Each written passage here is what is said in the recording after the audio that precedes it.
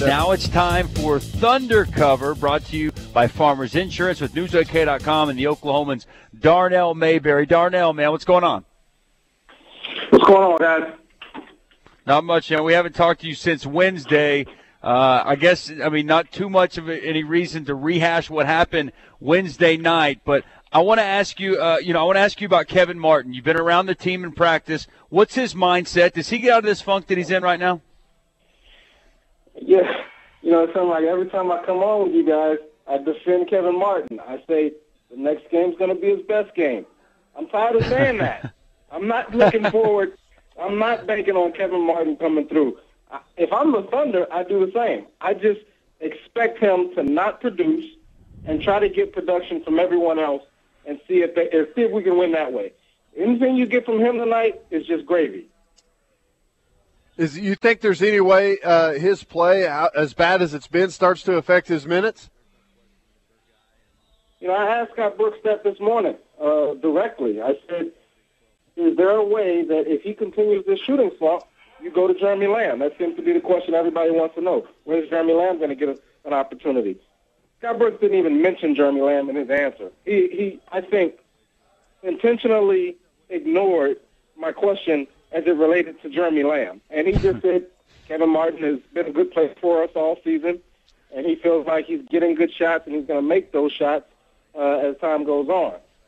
I wanted to say to Scott, do you realize the guy's shooting 30% in the playoffs in this series? I was just going to say, Darnell, that's not very nice of Scott Brooks to ignore your question. I think it's a very valid question. Here's what I don't understand, and explain it to me, because I know you have a more vast basketball mind than I do, which it probably wouldn't take much. But I know what the numbers say, and I know what I watched the other night in Chesapeake Arena. And in the first half, I clearly saw Kevin Durant was playing really well, and I saw Nick Collison was playing really well. And in 6 minutes and 33 seconds, he was 3 for 3. He scored 6 points, didn't have a turnover. He had 2 rebounds. He had 2 block shots. Seemed like the only thing that the Thunder had going really was Kevin Durant, Nick Collison. We didn't see Nick Collison at all in the second half. I heard him being asked a question, but I want to ask you, why the heck did we not see Nick Collison in the second half? And if Scott Brooks can remedy that, are we going to see a little bit more Nick Collison tonight? Well, I'll start by giving you another thing I asked Scott Brooks this morning. I'll start by giving you his answer. He basically said that Nick Collison will play a lot more tonight. Expect to see him in there with Serge Ibaka. Expect to see him in there as the lone big man without Ibaka or Kendrick Perkins in a sort of a small lineup when Kevin Durant plays the power forward spot. So that's most important. Now, for my opinion, which actually means nothing, I kind of agree with Scott Brooks in not playing Nick Collison. Now, he says he regrets it a little bit. He didn't say it that strongly, but clearly with him going to Nick more tonight, it shows you that he wishes he probably should have played Nick a little bit more in Game 5.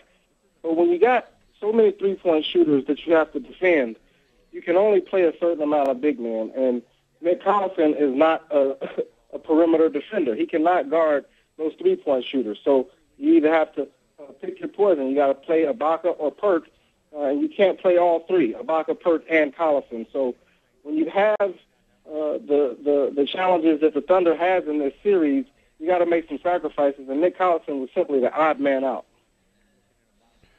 Darnell, a lot of times throughout the season, we've seen this Thunder team, whenever they're playing a good perimeter shooting team, go out there, defend those guys hard out on the perimeter. If they get by you, that's okay. You rely on Serge Ibaka and even Kendrick Perkins to defend the rim. We haven't seen as much of that through this series. It seems like the Rockets are getting more perimeter looks out there. Is there going to be any change in the defensive strategy tonight? Well, according to Scott Brooks, he just wants his guys to play better. That's going to be his biggest adjustment. Play better, play harder, and defend with more intensity. If they do that, it's hard to see them not winning tonight. That's been the key to the series from the start. We've talked about it. If they can do that and really put a premium on playing the right way defensively, the Rockets shouldn't be in this series. Now, they've had some slippage, a ton of slippage in recent games, especially the last two that they lost. In the second half of Game 3, that they just haven't been as good as they should be. And so if we see them get back to those fundamental principles that they have really shown for the most part all season, they should be fine. No, I totally agree with you, Darnell. And the thing is we always hear that Darnell Mayberry on right now, newsok.com, the Oklahomans, Darnell Mayberry, this is Thunder Cover. We always hear Scott Brooks say this is a defensive basketball team, and they have not been playing very good defense, especially the other night in Chesapeake Arena, which was kind of mind-boggling. And I think one of the biggest things, guys, right here, when they play good defense and they create turnovers, they get out on the break, and when they get in transition, that's when we see this team really do good. Whenever they – not a half-court offense, especially with no Russell Westbrook. So I think the better defense you can play, the more that gets you out on the break, gets you into the type of offense that you can run. Reggie Jackson, different guys getting down the floor, use your athleticism. I think that's a real key tonight, turning defense into offense, creating points, because we've seen they have not been shooting the ball well. So if you can get out, you can get those easy baskets. I think that's a huge advantage for you in tonight's matchup. Yeah, and guys, here's my question. Why aren't they running? I mean, Russell Westbrook is a great player. Don't get me wrong. He's a phenomenal player. But he didn't invent the fast break. I don't understand why they're not letting that defense lead to offense and putting more pressure on themselves to score in the half court. They're not a great half court team. Kevin Durant's getting double and triple teamed, sometimes quadruple teamed, and yet they're reluctant to run and really push the tempo. Reggie Jackson can do it, and Kevin Durant can do it. I just don't understand why they're not trying to get more easy buckets. No, I agree with you. It actually looks like they're deliberately slowing the pace down and walking it up the floor.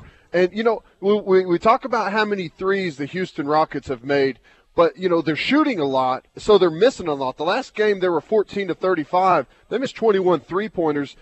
When you miss a three and those long rebounds, that should lead to some transition, some fast break opportunities. No doubt about it. No doubt about it. And, Thabo Sefolosha is another guy that, I didn't mention that he can get out and push the break. He's actually an underrated offensive player. I think we sort of focus too much on his perimeter shooting. That's sort of his role on this team. But Thabo does some exceptional things when he's out on the break. He doesn't like to pass it when he gets out on the break, but he can run a fast break, a 2-on-1, a 3-on-2, and really make some good things happen. So, I would like to see those guys get back to doing that a little bit more, try to take some pressure off of Durant and the rest of the guys. I think it's a great point, Darnell. It's something we were up there the other night, Ted, sitting there watching, and it just seemed like I remember there was a long rebound three, and Reggie just slowed it down. Right. And it's like, go! Yeah, you're super athletic. Kevin Durant's super athletic. Get your butt down the court and get out and run with these guys. And we're a real good free throw shooting team. If you don't make the bucket, you typically end up on the free throw line. No doubt about it. You're listening to Thunder Cover with newsok.com and the Oklahomans. Darnell Mayberry, brought to you by Farmers Insurance. It's 14 minutes past the hour right here at Hudaberg Chevrolet. More to come from Darnell, who's there in Houston awaiting tonight's matchup, Houston Rockets, Oklahoma City Thunder, Game 6. It is an elimination game. Can the Oklahoma City Thunder get it done and move on? You're listening to The Rush on the Sports Talk Network.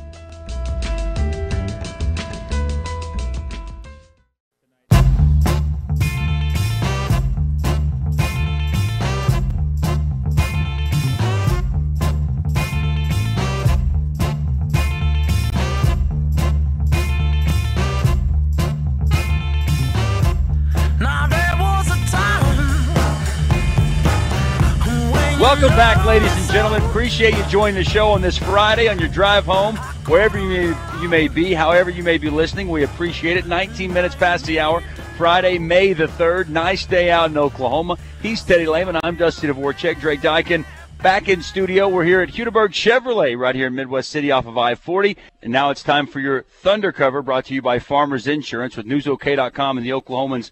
Darnell Mayberry. Darnell down there in Houston right now getting ready for tonight's matchup. Darnell, how surprised were you the other night, or were you surprised at all? James Harden does what he used to do right there in that arena so many times, just went bananas, 7 for 7 to start the game from three, poured in 31, sick and all. He was magnificent the other night. Yeah, it didn't surprise me that he had a good game. He bounced back from that 15-point, 10-turnover performance in Game 4. What really surprised me is the Thunder just sort of let him do it. I could count on one hand how many times they sent a double team his way or did anything to try to get the ball out of his hands. They just sort of let him walk into those three-pointers and, survey the defense and analyze what he was about to do. And, I'm sitting here thinking, you got a player this hot. You have to shut him off and find a way to take the ball out of his hands. And, they just sort of sat back in one-on-one coverage and never really made him uncomfortable. That can't happen. DeAndre Liggins spent some time on him. What did you think of when DeAndre Liggins was on the floor? I loved his energy. I loved his effort. He had some lapses, of course. Nobody in that game was perfect defensively. We talked about Nick Collison earlier. Nick Collison was probably the best defender in the game for the Thunder that night in that 6.5 minutes. So, DeAndre played well, though. You can't fault him for giving up a few points. The most egregious thing was the three-pointer at the end of the third quarter that he let James Harden sort of walk into. That's unacceptable. But other than that, I loved his energy and hustle. It was outstanding. It always is. You love what he brings to the table. Got a little shot happy there at the end. He tried a three there. I mean, I guess nothing was falling for anybody, but I don't know how much they're expecting to get from him offensively. What's the game plan tonight? No Carlos Delfino for the Houston Rockets. Jeremy Lin's going to come in off the bench. Defensively, you mentioned it earlier, but is it really just energy and effort? That's what they're banking off of, just kind of back to the basics with their defense and exerting more energy and effort on that end? Yeah, if you guys noticed in Game 5, they had a lot of miscommunications on defense, and namely switching and not knowing when to switch, when not to switch. And if they're going to switch everything, it shouldn't be that difficult. A lot of different guys were getting caught and lost in no man's land, not knowing whether or not they should switch. So I think they need to really get back to the basics in terms of communicating and talking to each other and getting down the game plan. Are we going to switch? Are we not going to switch? Are we going to switch on certain picks and ball screens? Or are we just going to switch on everything and go all out? So I think tonight you should see a more cohesive defensive unit from the Thunder. And if not, that really leads to all those three-point opportunities and driving lanes for the Rockets. Darnell, what's going to be the X factor tonight, or who's going to be the X factor? We expect big things from Kevin Durant. We expect Serge Ibaka to continue to score in the teens there, 15, 16 points. Reggie Jackson has done well. We expect him to continue to do that. Who's the X factor? Is it Kevin Martin? Is it Derek Fisher hitting some big-time threes? There's no way I'm going to say Kevin Martin. We've been down that road, right, guys. I told you. I go with Reggie Jackson. I think in the last game, he had 20 points. I think he figured out some of that. A lot of that obviously came when it felt like it was too little too late. That 10-point lead really felt like the Thunder couldn't overcome it, and Reggie got a lot of those points in the fourth quarter. But I think he might have figured some things out. I think he knows that he can now get to the basket at will and finish at the rim. And if he can just make some of his jump shots, that's going to take a lot of pressure off of Durant and make the Rockets have to respect him as a shooter. So if Reggie Jackson can get his offensive game going, the Thunder will be much better off. There's no doubt. I'm sorry. I'll take it. I'll take one for the team this time. I'll go Kevin Martin, Ted. I think that. Listen, here's the thing. As Kevin Martin play, I'm going Kevin Martin because listen, it's the law of averages. This guy. You got for a long period of time. The guy, not just a shooter though, he's a scorer. This guy was one of the better scorers in the NBA. Guys can shoot. He can do a lot of different things. At some point in time, back in that stadium where he played so long there in Houston, I think he comes alive tonight. I think this is a huge game for Kevin Martin, for his career right here. Maybe one of the bigger games he's ever played in, only the second playoffs he's played in. I think as bad as he was the other night, I think he steps up tonight and he plays big. I think he plays well. I think he shoots the ball efficiently, and I think he makes an impact, and he's a difference tonight in a Thunder victory. Yeah, but, he's been a big scorer, but he's always been a big scorer for teams that weren't any good and weren't under any pressure to win. Sure. Now, all of a sudden, he's got a contract on the line. He's on a team that's got super high expectations. He's coming into big-time shoes to fill with James Harden, Sixth Man of the Year. Hell, he shouldn't suit up tonight. Now everyone's staring at him. Everyone's talking about how bad he's played lately. He's if he steps up and has a big game, I think that'd be huge, but – boy, I don't know. But not only that, guys, he's overthinking. You can just see it looks like it's getting to him. He's not just missing shots. He's missing shots badly. I mean, he's not even getting close.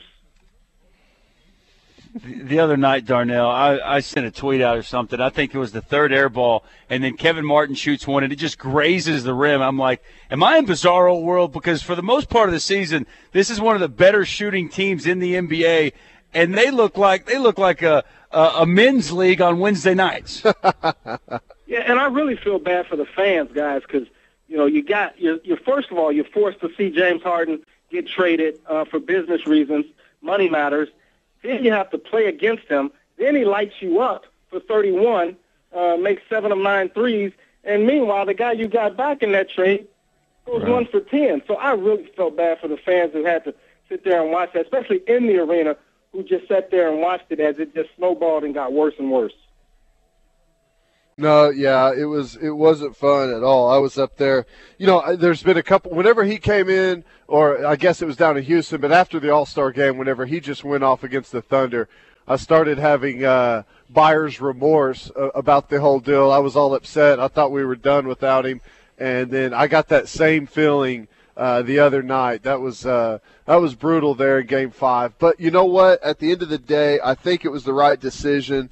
Ibaka, I know he's not there yet, but I always have to remind myself the man is 23 years old. He's got to continue to progress, though. If he doesn't develop a little bit, I mean, I'm not asking him to be Zach Randolph, but if he doesn't develop a little bit of back to the basket, a little bit of low post game, something you could go to down there, a little jump hook, something, then it's going to become worrisome. Yeah, Ferg definitely has to develop. That's for sure. Hey, Darnell, you're around this team right now. You're always around them. You're around them. What's the mindset right now? What's the mood around this basketball team? Well, it's interesting. I mean, you would think they lost 2 straight. They don't have Russell Westbrook. They're playing terrible defense. All these sort of things are going wrong. But today at shoot-around this morning, they were just fine. They were calm, cool, collected. They looked confident.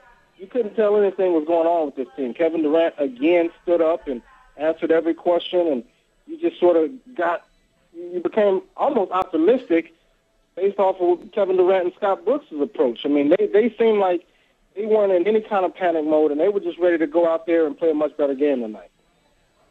When you got Kevin Durant on your team, it's easy to be optimistic and it's easy to be positive. Guy's been sensational, especially ever since Russell Westbrook's been out. But the other night, late in the third quarter, he definitely showed some frustration over there. I don't know if it's because he wasn't getting the ball. It seemed like several possessions he was going without getting a touch. It definitely seemed like he was visibly showing that he was not happy with what was going on offensively.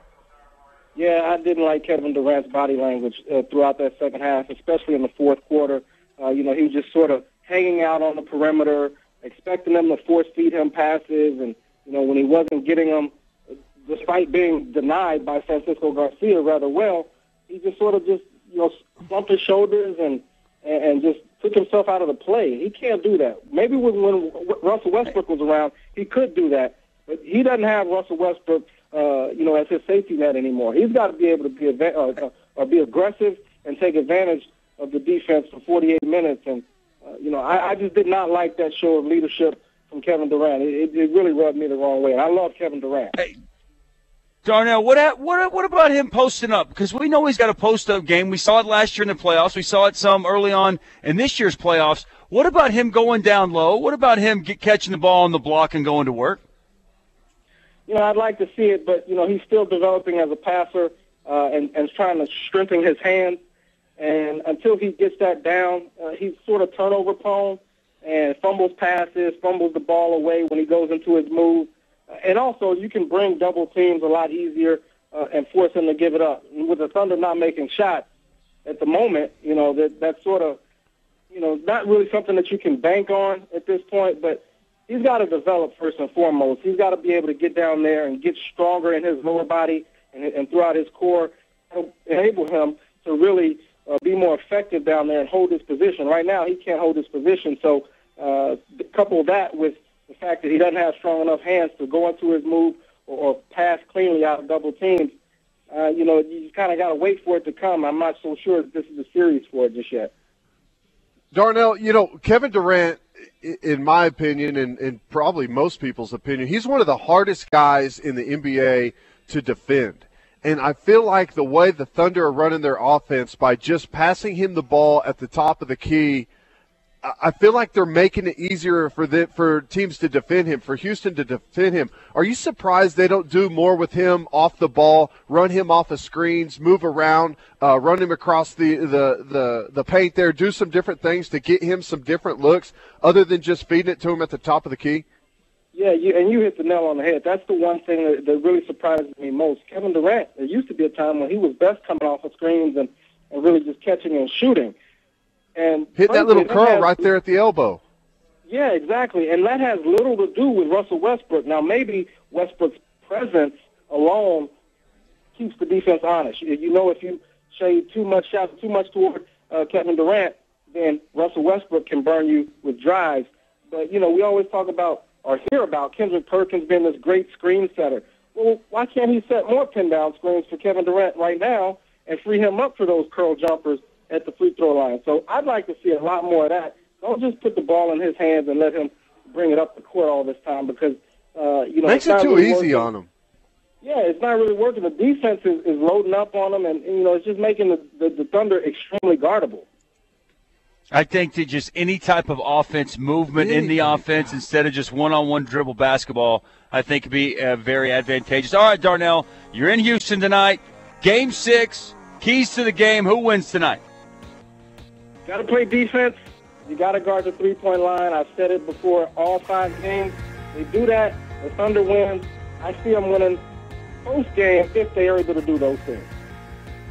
All right, so you got them winning. You got them advancing on. Does Memphis go ahead and take care of the Clippers tonight at home as well?